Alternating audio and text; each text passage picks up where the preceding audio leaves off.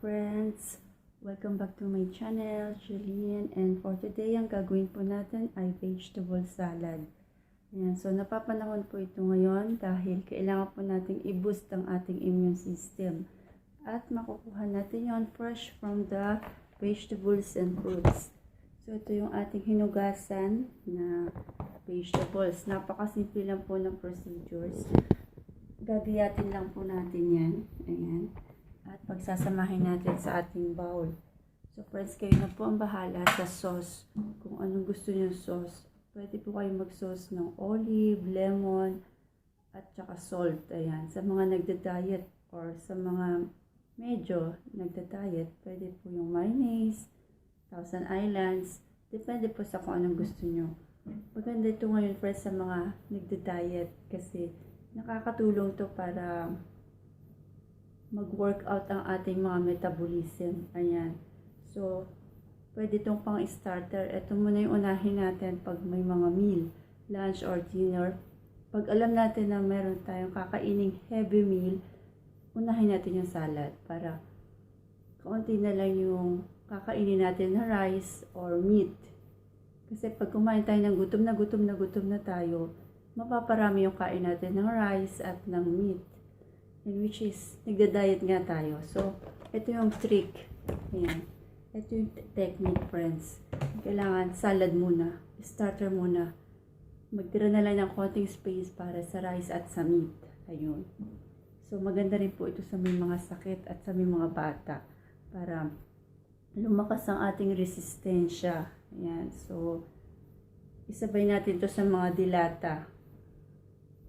Sa mga sardines, corned beef, at least meron tayong fresh fruit salad na pagkukunan ng masusustansyang nutrients.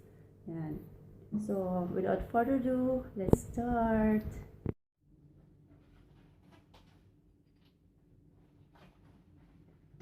So, hi, hello friends! Welcome back to my channel, Julian. And for today, we are going to make vegetable salad. Ayan. So, napapanahon po ito sa ngayon para mag-boost ang ating immune system. So friends, ito yung ating mga ingredients. We need fresh vegetables, of course. Vegetable salad yung gagawin natin. We need chili, we need cucumber, lettuce, wash it well friends. Kasi minsan may mga itlog-itlog pa yun ng mga insekto. So wash it well.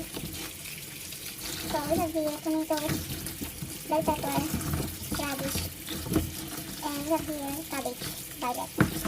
So wash it also well. Wash with vinegar.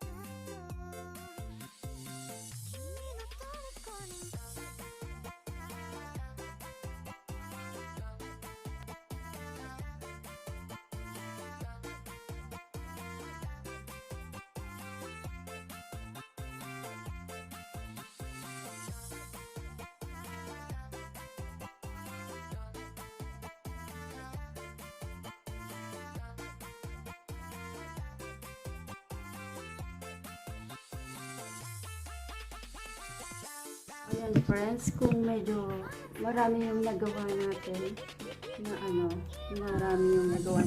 salad, pwede po natin itong hatiin into.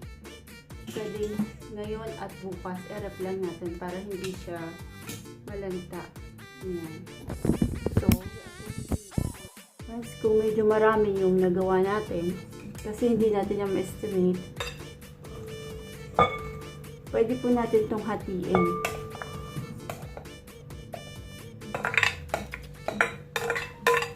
Ayan. So, mix it all together. Paghaluin natin yan, friends.